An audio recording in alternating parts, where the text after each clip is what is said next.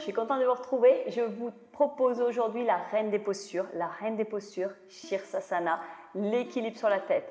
Je sais que vous êtes nombreux à bien l'aimer, c'est une posture qui impressionne souvent puisqu'on a un équilibre sur la tête, c'est très impressionnant. Je vous rassure, c'est de la technique et un petit peu de force et très peu de souplesse. Donc si vous n'avez pas beaucoup de souplesse, c'est pour vous. Il faut quand même un petit peu de force. Si vous n'avez pas beaucoup de force, c'est là qu'il faut quand même travailler un peu les épaules. Mais si vous n'avez pas de souplesse, tout à fait accessible. Je vous montre, on va commencer tout doucement par chauffer encore un peu les épaules. Vous savez que j'aime bien vous dire qu'il faut toujours engager sur les épaules. Donc on chauffe un peu les épaules, on se met à quatre pattes et on pousse le sol. Hop, les bras sont tendus, les bras ne bougent pas. On pousse dans les épaules, on descend dans les épaules. On pousse, on descend. On pousse, on descend. C'est cette poussée qu'on va aussi vouloir, d'accord, pour ne pas écraser les cervicales. On vient, on pousse, planche. Ah. Observez votre planche. Poussez les talons, serrez le ventre. C'est exactement ce qu'on va vouloir avoir en Sirsasana.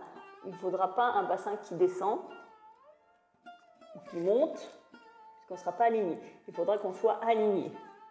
Sirsasana, c'est un alignement des épaules, du bassin, des chevilles. Allez, on reste encore un petit peu en planche, restez avec moi. Pendant que je parle, ne lâchez pas. On chauffe ses épaules, on pousse, on pousse, on pousse. Allez, un petit dauphin pour finir chauffer. Exactement là où il y a la main droite, on va poser le coude droit. Et là où il y a la main gauche, le coude gauche. Dauphin, je marche, je marche, je marche. Je pousse et je continue à pousser sans poser la tête. 1, 2, 3, 4, 5. Expire. Les épaules sont chaudes, c'est tout ce qu'on a besoin. Donc, on va commencer à monter. Je vous montre la première version et on va y aller graduellement, du plus facile à un petit peu, des petites variations juste pour challenger un petit peu. Donc, ce qu'on va faire, déjà, si vous n'êtes pas encore trop rassuré de monter, reprenez la base. Donc, la base pour monter. Il nous faut un socle solide. Le socle, c'est le triangle. Donc, votre triangle, 2 coudes, les mains ensemble.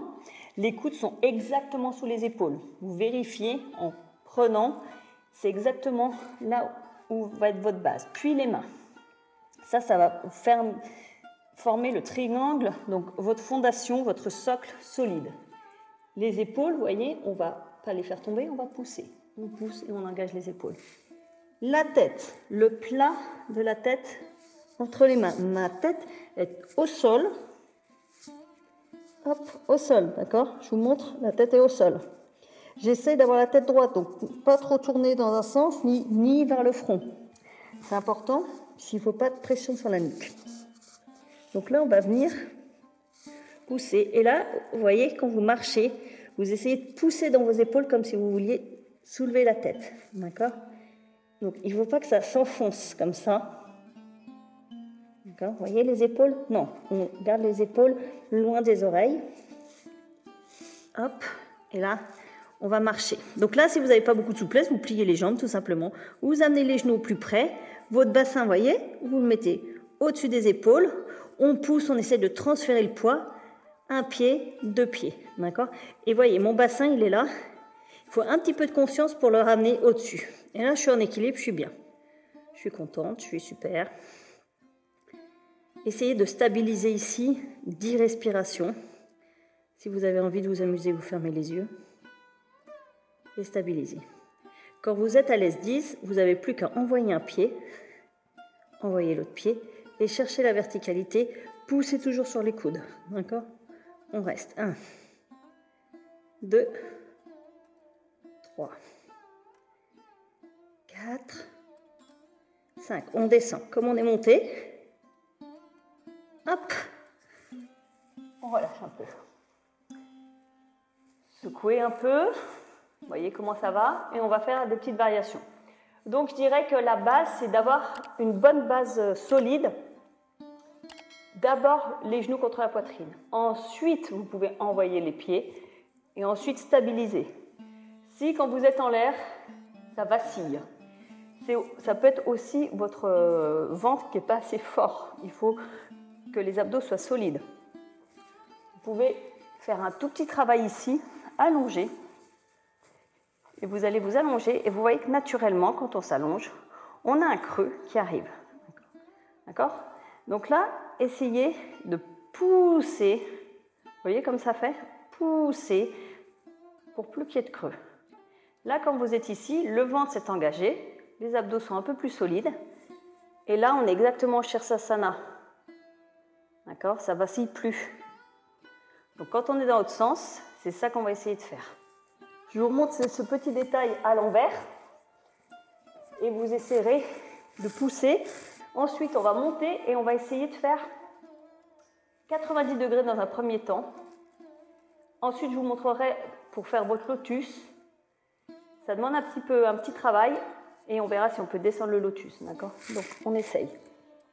Déjà, ici, vous êtes en position, vous poussez, on monte, tac, tac, on marche, souvenez-vous. Si on a la souplesse, on peut monter jambes tendues. Mais si vous n'avez pas la souplesse, hop, pliez.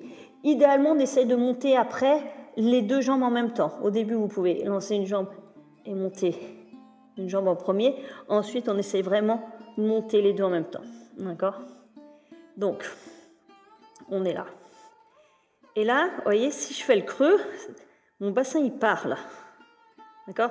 Si je pousse, je rentre le ventre, je pousse dans les épaules. Je pointe mes pieds aussi, regardez. Je pointe pour pousser, trouver la ligne verticale.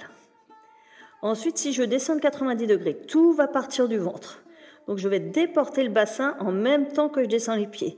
Je descends, je descends, je descends, je déporte mon bassin. Et quand je vois mes pieds, mes chevilles, je suis à 90 degrés.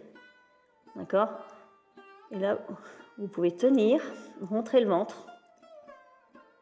C'est vraiment un travail du ventre. Ça, c'est des super abdominaux. Si vous êtes joueur, vous remontez. Hop. Et si vous avez envie de travailler un peu vos abdos, je vous encourage à descendre, serrer le ventre. Allez, avec moi.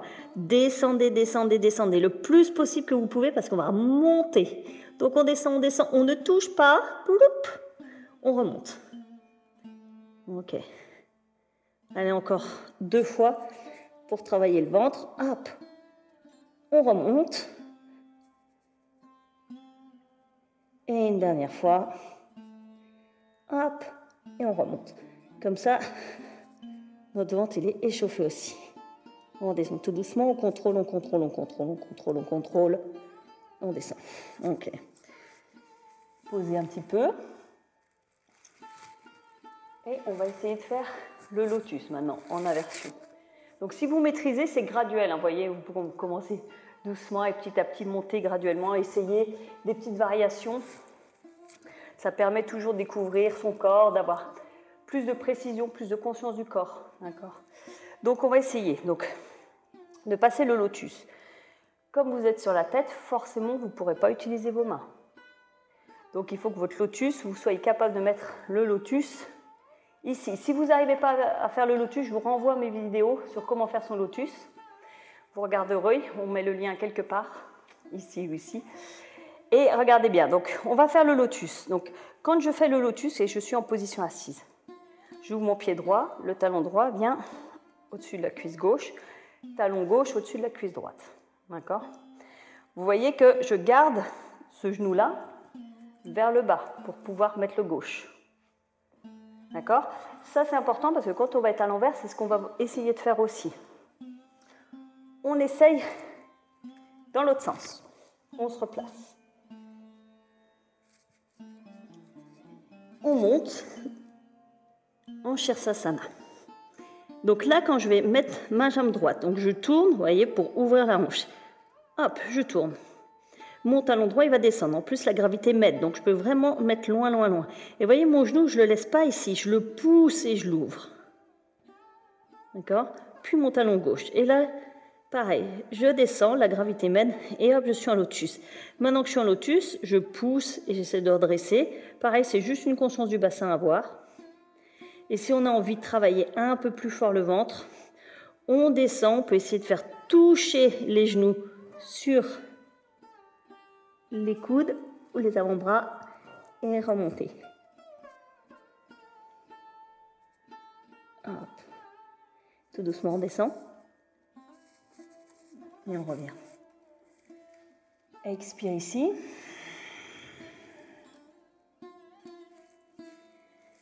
On revient tout doucement. Bien. Donc, c'est graduel. Essayez. Ça demande beaucoup de conscience en fait, conscience de votre bassin dans l'espace. Et ça, c'est très important puisque ça vous aide après dans le reste des postures de yoga dès que vous avancez dans les choses un peu plus difficiles.